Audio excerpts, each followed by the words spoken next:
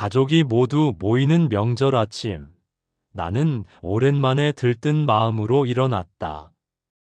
나이가 들수록 이런 날이 귀하게 느껴졌다.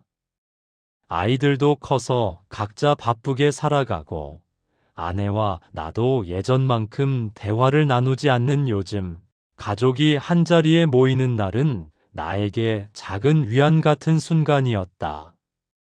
그런데 이상하게 사람들로 집이 꽉 차기 시작할수록 나는 점점 말이 줄어들었다. 식탁에는 웃음소리가 가득했지만 그 안에서 나는 참여하지 못한 채 묵묵히 자리만 지키고 있었다. 아이들은 자기들끼리 회사 이야기, 아이들 공부 이야기, 여행 계획을 나누었고 나는 그 대화에 들어갈 틈을 찾지 못했다. 말을 하려다 멈춘 적도 여러 번이었다. 어쩌면 나도 모르게 이제는 굳이 껴들지 않아도 된다고 스스로 선을 그은 것인지 모른다. 과거에는 나를 찾던 질문들이 점점 줄어들고 나의 의견이 필요한 순간도 드물어졌다. 나이가 들며 자연스러운 일이라 생각했지만 막상 그 순간을 마주하니 마음 한쪽이 허전하게 무너져 내렸다. 가족이 나를 외면한 것이 아니라는 걸 안다. 그런데도 왜 나는 그들 사이에서 이렇게 외로움을 느끼는 걸까? 내가 사라진 자리에 다른 이야기들이 자연스럽게 흘러가고 있다는 사실이 낯설게 느껴졌다. 문득 내 목소리가 이 집에서 얼마나 작은 존재가 되었는지 깨달았다. 그날의 침묵이 나를 서서히 뒤흔들기 시작했다. 가까이 있는데도 멀어진다는 감정이 처음 스며든 순간이었다. 점심이 지나고 가족들은 거실에서 삼삼오오 모여 대화를 이어갔다. 나는 잠시 안방으로 들어와 문을 닫았다. 떠들썩한 소리가 멀어지자 마음속에 있던 감정이 고개를 들기 시작했다. 왜 나는 가족 안에서조차 외로움을 느끼는가? 나는 평생 가족을 위해 일했고, 이 집을 지키기 위해 내 시간을 바쳤다. 그런데 이제는 나를 찾는 목소리가 없다. 그 현실이 참 서글펐다. 아내에게도 털어놓아 볼까 했지만, 아내 또한 바쁘게 움직이며, 손님 맞을 준비를 하느라 내 눈치를 볼 겨를이 없었다. 나는 그 모습을 보며 예전 기억 하나가 떠올랐다. 아이들이 어릴 때는 내 무릎 위에 앉아 이야기를 듣고 아내는 나에게 하루 이야기를 털어놓던 시절. 그 시절이 왜 다시 떠오른 건지 모르겠다.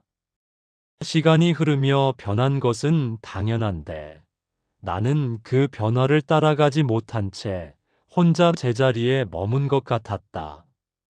저들에게 나는 어떤 존재일까? 아버지인가, 지나간 세대인가, 혹은 이제는 그저 가족 사진 속 한 사람일 뿐인가? 그 생각이 마음을 깊이 흔들어 놓았다. 대화에 섞이지 못한 현실보다 더 아픈 건 나조차 스스로를 이제 필요 없는 존재처럼 느끼고 있었다는 사실이다. 나는 한참 동안 아무 말 없이 앉아 있었다. 거실에서는 여전히 웃음소리가 들려왔다. 그런데 그 소리가 이상하게 멀게만 느껴졌다. 그날 나는 가족 안의 외로움이 이런 모습이라는 걸 처음 알았다. 저녁 무렵 나는 잠시 바람을 쐬겠다며 밖으로 나왔다. 겨울바람이 얼굴을 스치며 마음까지 차갑게 만들었다. 나는 왜 이렇게 외로운가? 그 질문이 계속 따라붙었다. 그러다 문득 오래전에 읽었던 장자의 문장이 떠올랐다. 사람은 스스로를 잃을 때 가장 외로워진다. 그 문장이 머릿속을 서서히 차지하기 시작했다. 가족이 나를 외롭게 만든 게 아니라 나 자신이 내 자리를 잃었다고 생각하는 순간부터 외로움이 시작된 건 아닐까. 나는 가족들이 나를 밀어낸다고 느꼈지만 혹시 내가 먼저 스스로를 뒤편으로 물러나게 한 건 아니었을까? 아이들은 변한 게 아니라 성장한 것이고 아내도 변한 것이 아니라 세월을 함께 지나온 것뿐이다. 그런데 나는 여전히 예전의 모습, 가장의 자리에 나를 묶어두고 있었다. 그 자리가 흔들리자 정작 나는 내 존재를 어디에 두어야 할지 몰랐다. 가족은 그대로 있었지만 나는 예전의 나를 잃어버린 채 우두커니 선 느낌이었다. 외로움의 정체는 관계의 부재가 아니라 내 자리의 혼란인지도 모른다. 장자의 문장이 마음 깊숙이 내려앉았다. 사람은 스스로를 잃을 때 가장 외로워진다. 나는 그 문장을 손바닥에 새기듯 되뇌었다. 그리고 깨달았다. 내가 잃어버린 것은 가족의 관심이 아니라 스스로를 바라보는 시선이었다. 더 이상 나는 예전처럼 중심이 아니지만 그렇다고 해서 내가 사라진 것도 아니다. 가족은 나를 필요로 하지 않는 것이 아니라 예전과 다른 방식으로 함께하고 있다는 사실을 비로소 이해하기 시작했다.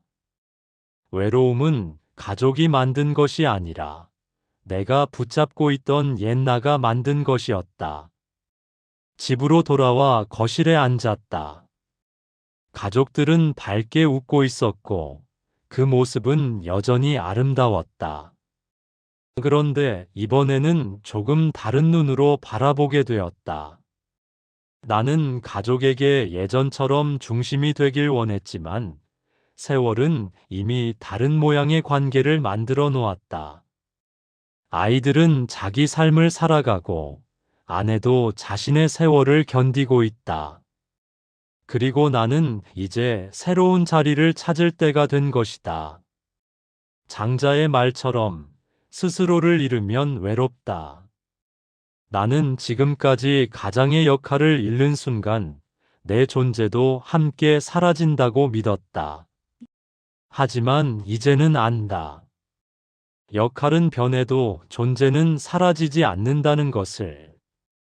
나는 조용히 아내 옆에 앉아 작은 목소리로 말했다. 오늘 하루 참 좋더라. 아내는 짧게 웃으며 말했다. 당신이 있어 더 좋지.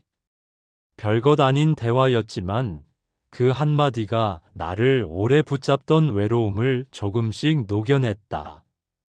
나는 앞으로 달라진 관계를 억지로 붙잡으려 하지 않기로 결심했다.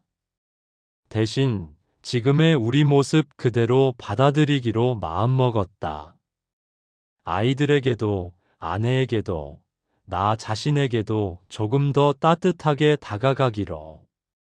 가족이 모이는 날이 외롭게 느껴지는 건 그들이 변해서가 아니라 내가 여전히 예전의 나를 기준 삼아 세상을 바라봤기 때문이었다. 이제는 다르다. 나는 오늘을 기준으로 새로운 자리를 만들기로 했다. 이제는 외로운 자리가 아니라 조용히 함께 머무는 자리를 선택하려 한다. 장자의 말 사람은 스스로를 잃을 때 가장 외로워진다는 지금의 나에게 이렇게 들린다. 가족 속에서 느낀 외로움은 사실 관계의 문제가 아니라 나 자신을 바라보는 시선이 흔들렸기 때문이었다. 세월이 변해도 함께 머무는 마음은 사라지지 않는다. 스스로를 잃을 때 외로움은 찾아온다. 오늘은 역할이 아닌 나 자신을 바라보세요. 여러분은 가족 속의 외로움을 느껴본 적이 있나요? 댓글로 당신의 이야기를 들려주세요.